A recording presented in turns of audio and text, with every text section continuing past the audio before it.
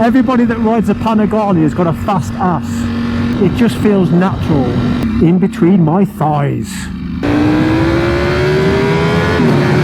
This bike is a load of shit.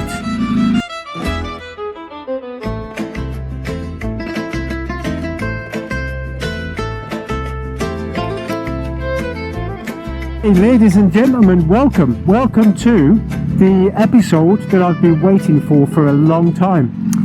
So this is the Ducati Panigale V4 SP. And look, I'm going to give you my thoughts. I'm not going to be stupid with this bike because it's not mine and it's very expensive. And so this is the first time I've ridden a Panigale. I've ridden the Ducati 1098. I test rode that a few years back. And I've ridden Ducati Monster, and quite a few years ago I rode a 748. But this is the first Panigale, and wow, what a very special Panigale to ride for your first experience. The SP is basically it's a model that sits between the V4S and the V4R. So look, I'm not going to go too much into the specs because anybody can look online at a spec sheet. But basically it's got full Öhlins fully adjustable suspension, electronic suspension, and it's got a dry clutch, so that's something that's worth getting used to, which I'll talk about separately in a second, because it does take a little bit of getting used to. And what else has it got? It's got well, the curb weight is 173, so it's very light. It's very tall. It feels very tall, but yet it feels very narrow. And I think that this is one of the things that you hear about Ducatis, and especially Panigales, that they are more comfortable, or people say they're more comfortable for taller riders than other sports bikes. Now, the reason for that, as I understand it, is because they're slightly longer, like the tank is, and the whole front of the bike is slightly longer than an inline 4. Because if you imagine an inline 4 engine, the engine goes that way, across, horizontal. But a V engine, a V4 engine, you've got 2 cylinders at the front and 2 cylinders at the back, so the engine is longer, you know, laterally. If that is that the right word, laterally? So for taller riders, you will probably find them more comfortable because you can stretch out a little bit more. And first impressions on the way it feels, apart from quite a snatchy throttle, but I am in sport mode at the minute, not street. It feels really bloody comfortable, really comfortable. So my thighs are nice and tucked into the nice thin rear section of the tank, and my arms are nice and wide. The bars are quite wide and quite sort of pushed forward compared to my GSXR and compared to my Fireblade. My Fireblade, the bars were at a steeper angle, and they were a bit narrower. This is wide. And I think what adds to the additionally, sorry, let me get my bloody words out. What also adds to the feeling of the bars being wide is the fact that the screen is so narrow, you know. But it is tall. It is tall. So yeah, fully electronic, fully adjustable, fully adaptive suspension, I should say. So once you've got your rider sag set up and the right amount of preload you can actually leave the suspension alone and it will adapt to the road surface and the conditions. Some Panigales will have semi-adaptive, I believe, or some other bikes will have semi-adaptive suspension. This is fully adaptive.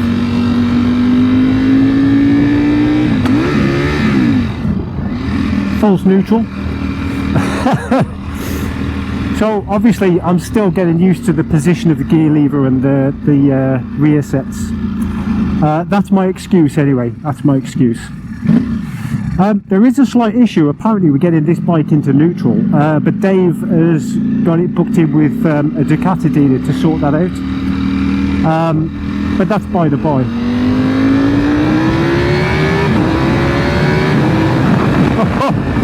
But I tell you what, for a V4 engine, she feels very, very smooth. I mean, you can definitely feel the vibrations of that V engine, that characteristic, but it's much smoother than when I rode Dave's 959.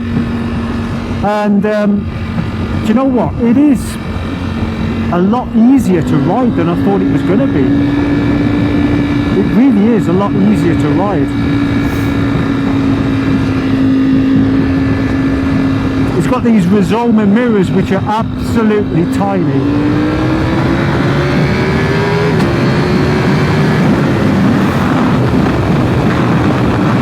Oh my fucking god! This is a beautiful bike. I have waited so long to ride this bike. I don't know why I use the clutch then. It's got an up and down quick shifter. Obviously I'm not going to go too crazy, but I'm going to feel what it's got, you know, to a degree, to a level. The throttle is very, very responsive, but like I said, I'm in sport mode. I don't think I'm going to bother putting it down to street mode. I'm going to leave it in sport, and I'm definitely not going to put it into race mode either. Because, yeah, it's very expensive, very powerful, and it's not mine.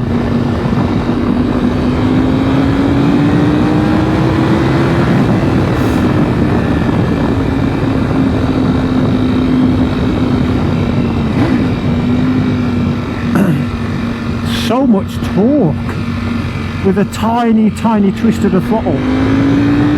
She just pulls instantly, like you can feel. This is, I hope I'm explaining this right. As soon as you put the throttle on, a tiny little bit, you can feel the power going to that back wheel, and it's a very, very definite, very prominent feeling of, right, that back wheel is hooking up, you know, it's hooking up on that tarmac and it is driving you forward. Now that sounds obvious and you could say, well, every bike does that, but it is noticeable so much. You notice it in your ass, right? You notice your ass being driven forward. Super fast ass. Everybody that rides a Panigale has got a fast ass.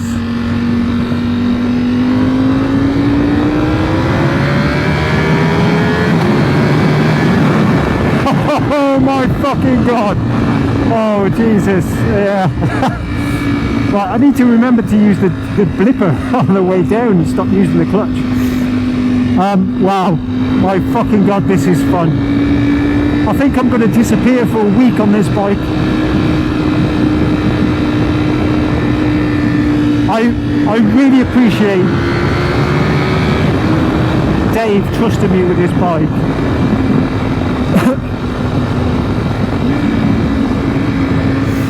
So, right, I'm trying to slow down a little bit so I can talk to you properly, so I hope the wind noise isn't too bad.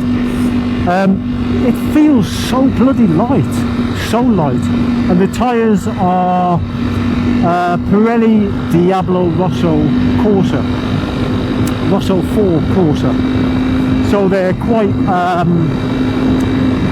sort of mellow compared to the Super Corsas.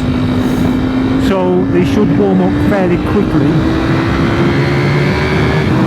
but obviously I'm not going to put the tyres through their paces, you know, I'm not going to take any stupid risks.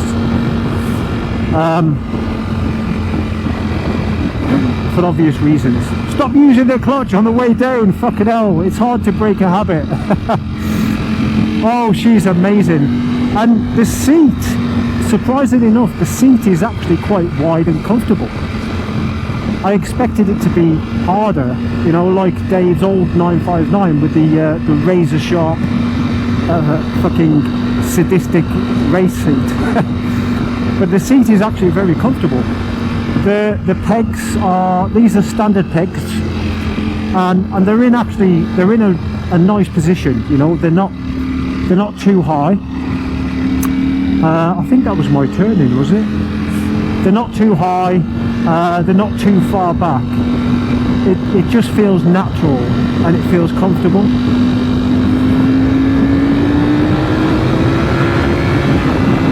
You definitely, when you accelerate, you definitely need to squeeze your thighs into the tank to stop yourself being sort of pushed backwards, you know. I think this is my turning. I mean, look, I haven't even got out of third gear yet.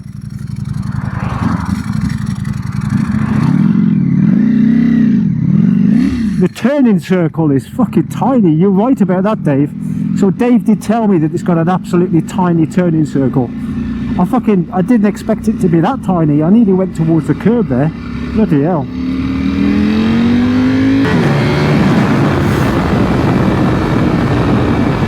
Wow.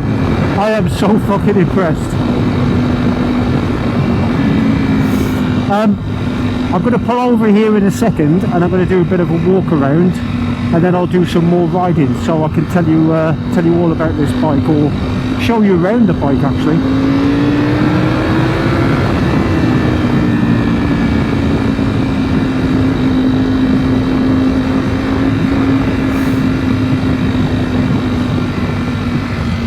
Well, you know, I thought this was going to be a lot harder to ride.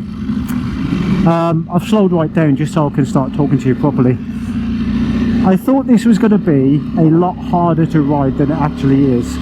Now, I've only been on it 5 minutes, so, and this is going to be a relatively short review, but I could see that this bike would be very easy to get used to. I mean, the bars, the wider bars, are going to give you plenty of leverage to help tip into the corners. The comfortable seating position that I've mentioned, or relatively comfortable for a sports bike, is going to mean that you could do some miles on this all day, pretty much. The power and the torque is enough that you don't have to be chasing your way through the gearbox all the time. You know, you can just chill for a bit if you want to chill. Yeah, so you could really have some fun on this bike all day, and as you can see, it is absolutely beautiful. So it's got the brushed aluminium fuel tank, matte black paint, plenty of red accents on the paintwork. Dave's got the Rizoma mirrors. These are genuine Rizoma mirrors, by the way, they're not cheap knockoffs. Full Öhlins rear shock, and as I said, that is fully adaptable. Single-sided swing arm, carbon fibre wheels. This has got a Kropovich exhaust system, full system. Brembo brakes all round. Brembo Stylema brakes, I believe. Gold anodized fork stanchions. He's got the Evotech radiator guard. He's got the black screen, and he's got a Ducati lever guard as well for when he does a track day. I think he's got a track day booked very, very soon. It is just beautiful, you know, it is stunning. Yeah, this seat I thought would be a lot harder than it actually is. What else can you say? You know, it is a beautiful machine, and it is superb to ride. It is so intuitive, it's so natural, so comfortable, but there are a couple of things to get used to, like I'm out of breath, bloody hell, like not being able to get it into neutral and getting used to the dry clutch. Now, another characteristic of the dry clutch was the fact that it doesn't like start-stop traffic. You know, when you're sort of, you know, the clutch doesn't like sitting in the friction zone for long periods of time, because it gets too hot, you see, because it's a dry clutch. So that is something to be careful of. I've just had a brief 2-minute break and had a breather because yeah, I was bloody out of breath. So let's get some more riding done. Let's get on the road and let's get a couple of miles on this beautiful machine. Oh, she sounds awesome.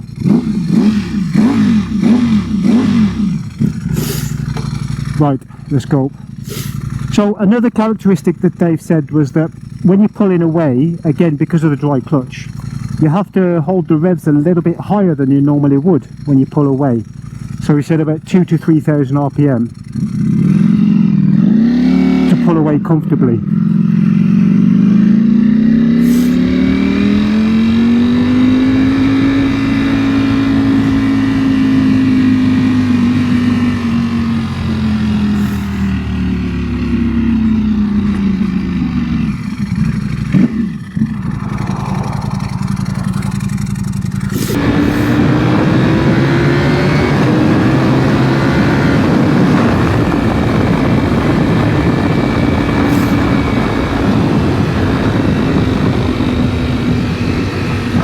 Okay, so this road's got a few twisty corners, so it'll give me a chance to see what that feels like.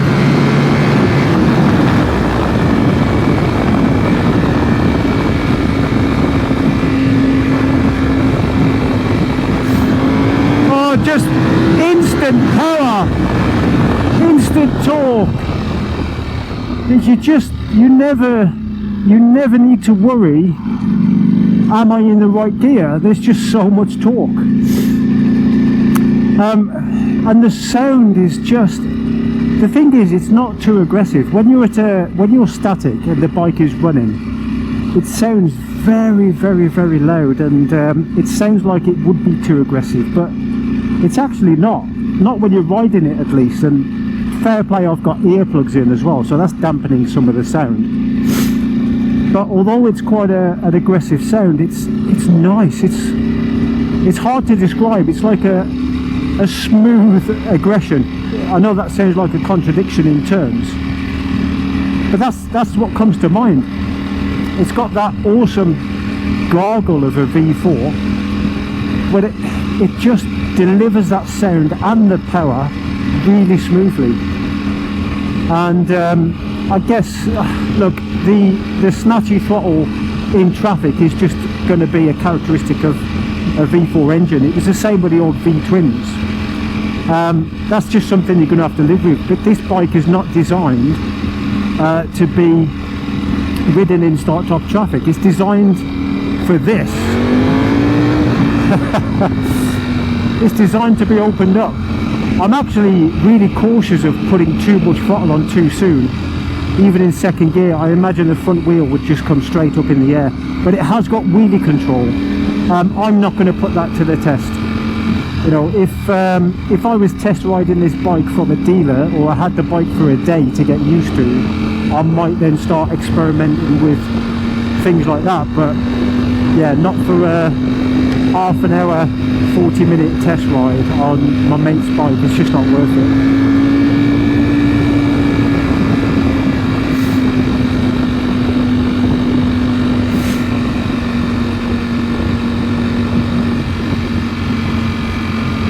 But you know, I don't want this to end.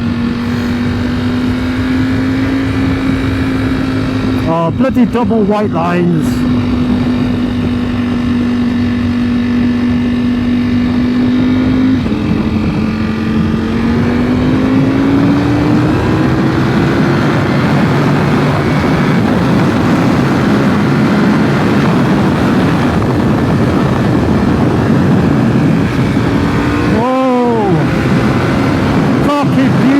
She's so smooth around these corners, but that power is instant. As soon as you put that power on, it is instant.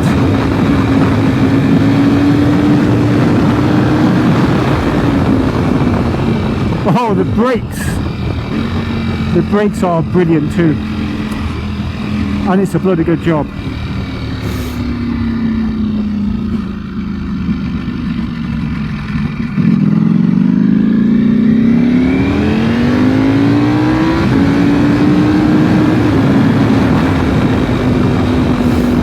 Just too much shit on the road really to give it some proper beans.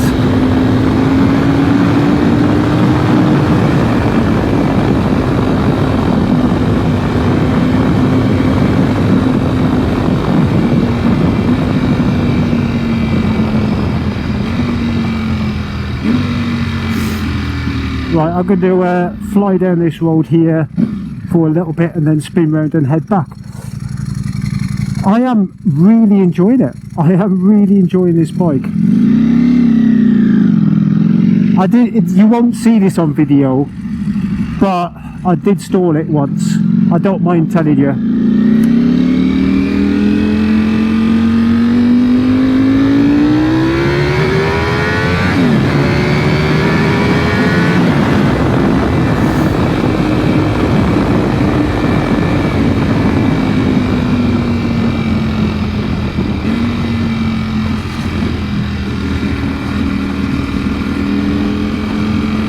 It's just a pity I've got all this traffic right now, but still, I mean, this is still a fantastic experience.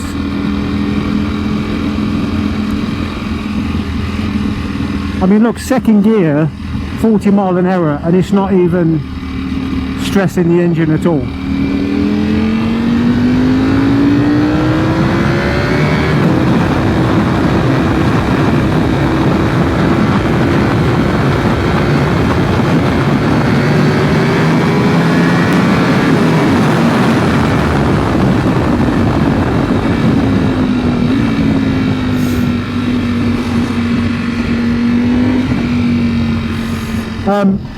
Wow, just fucking wow.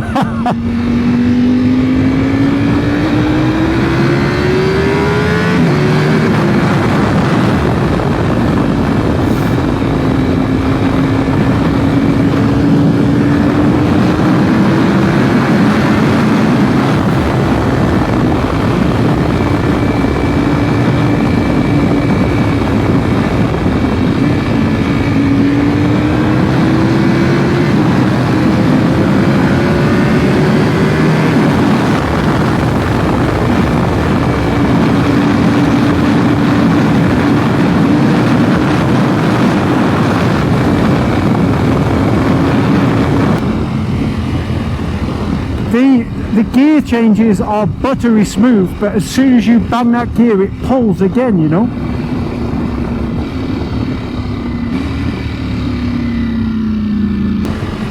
I recommend, if anybody gets the chance to even just test ride one of these, don't be intimidated by it, because and also, look, don't misunderstand what I'm saying here either, because it's not a fucking child's toy. Of course it's not.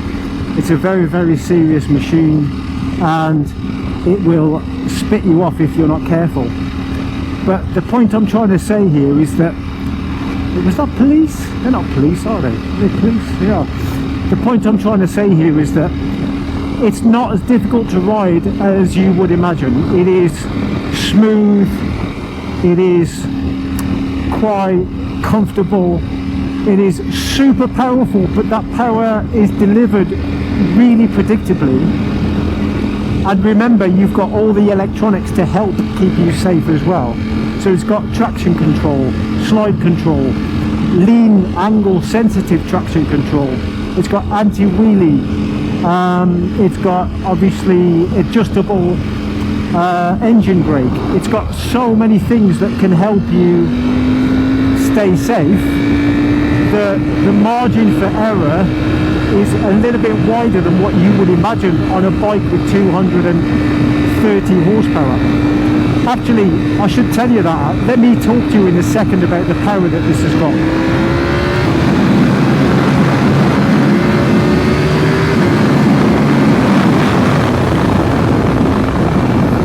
Oh, brakes are fantastic.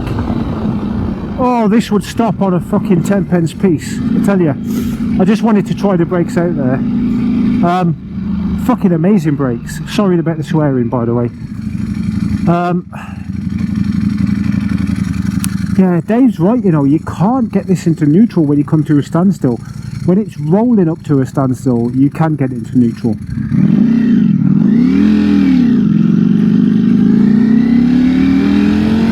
What an absolutely stunning bike. Hello, biker. Look at all the shit on the road, though, from the farmers. Bloody farmers. So, I am just fucking in love with how this bike rides. I mean, the bike is the bike. You either love Ducati or you hate Ducati. But I'm telling you now, even if you're a Ducati hater, you know, even if you have no interest in Ducati whatsoever, if you rode this, I genuinely believe you would fall in love with the way that it rides. It is noticeably, and for obvious reasons, very, very different to an inline four. The characteristics are going to be different. However, when Ducati bought out the Panigale, I think they closed that gap a little bit, you know, between a smooth inline four and an agricultural V twin, like the Ducati 1098, for example. This closes that gap between those two types of engines.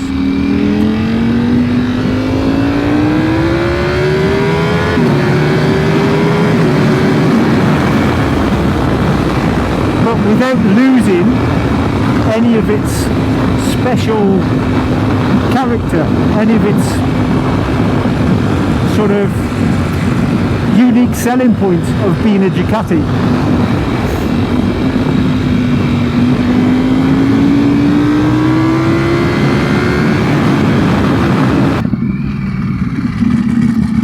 So, wow, absolutely fucking wow.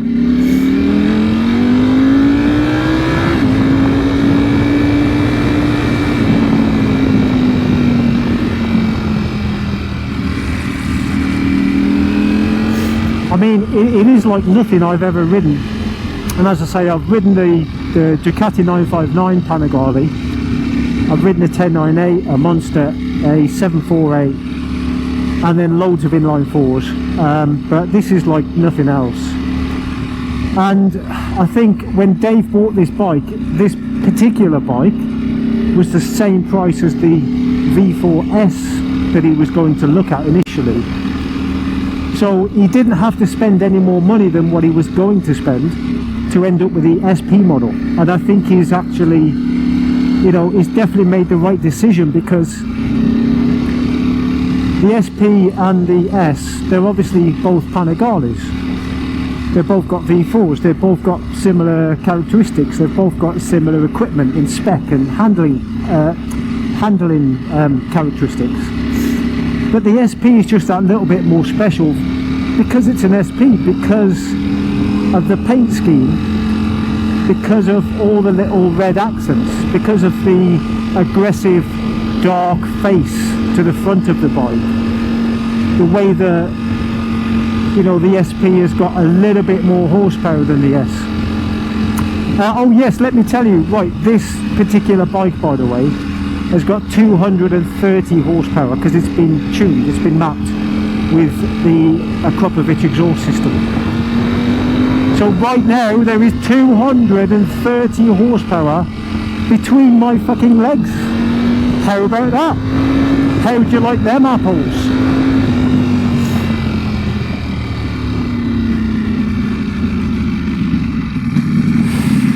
What else can I say? I mean, is there any downsides? Yes, the turning circle. I guess another downside is if you spend this kind of money on something so special, you might not, I don't know, would you overthink it? Would you might not ride it as often? I don't know. But it deserves to be ridden.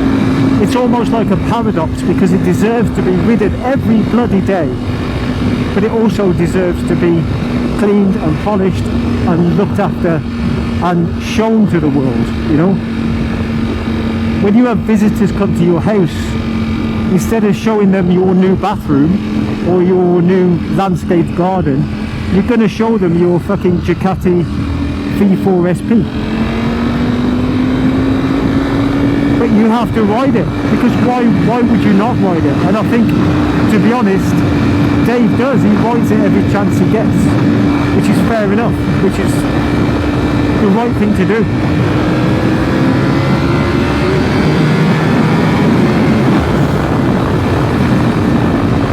Because this bike needs to be ridden and appreciated by the world.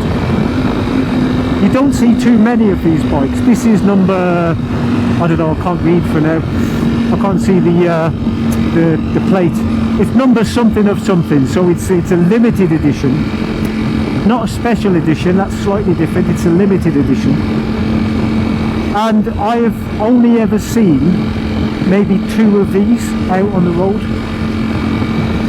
So, you know, if you own one of these, you own something that not many people have, but many people would love to have, and I think that's the key. You know, you turn up at a bike meet on one of these, and it will grab attention. People will take interest.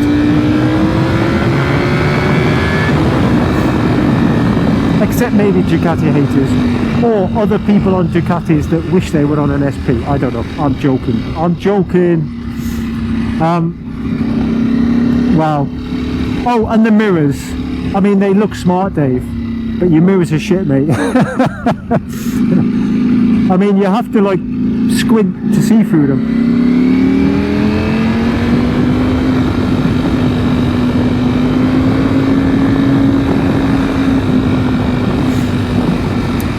Even at relatively mellow speeds, this bike feels so natural.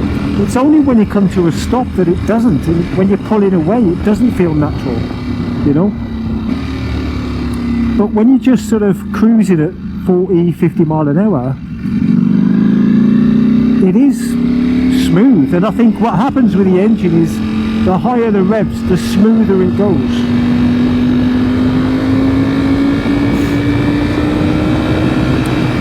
And the power delivery is constant.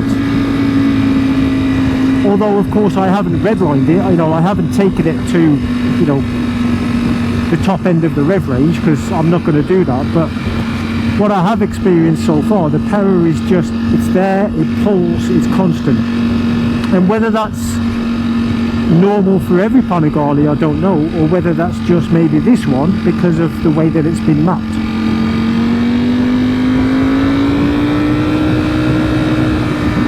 The suspension is quite stiff. Now that's partly because I'm in sport mode. Now Dave did say that when you put it into street mode, it really does soften the suspension up noticeably. It becomes so much more comfortable and plush and compliant with the road surface. But at the moment in sport mode, it's not too harsh, don't get me wrong. It's not too much, it's not too much. But it is stiff.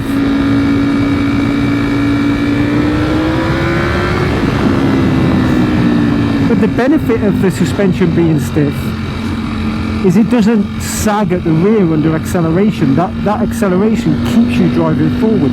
It doesn't lose or waste energy by the suspension compressing.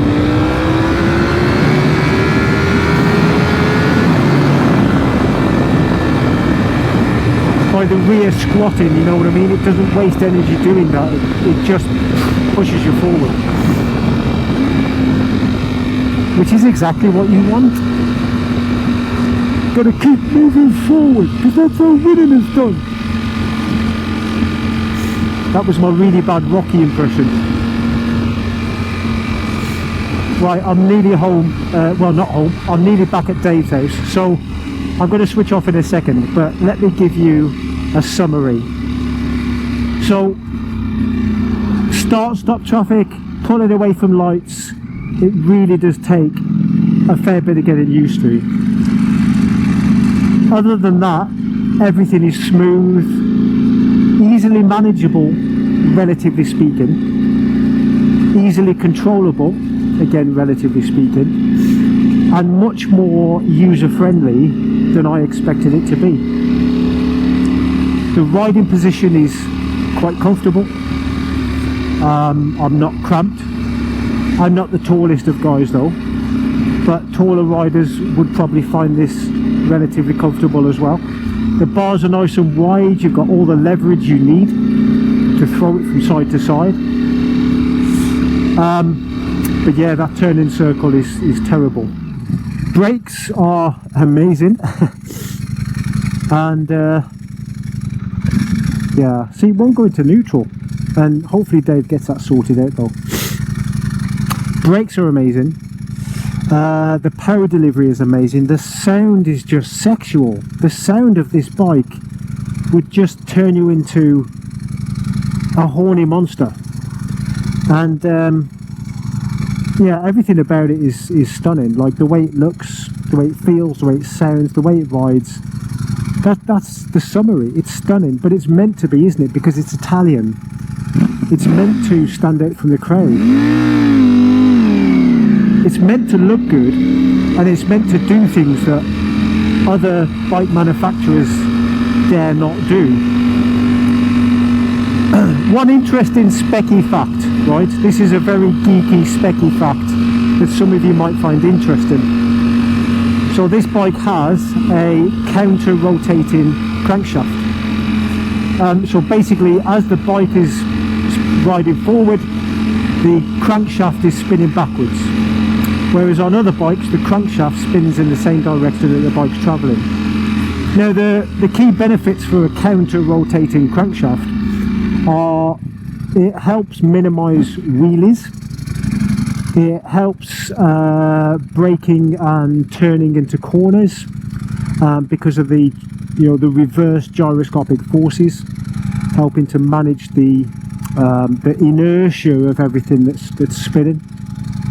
And you can go and look up a little bit more about that. I probably couldn't go into much more detail than that if I'm honest, because I'm not an engineer, but I find it fascinating. Yeah, so it's got a counter-rotating crankshaft, and Ducati weren't the first people to do that, by the way. In the world of MotoGP, it was Yamaha, I believe, that first introduced a counter-rotating crankshaft. Then the other manufacturers followed, then Ducati followed, and I think now all MotoGP bikes, as far as I'm aware, have a counter-rotating crankshaft. But the Panigale, I think, somebody correct me if I'm wrong, but I think is the only production bike that you can buy that has that same technology, that counter-rotating crankshaft. So MotoGP technology in between my thighs.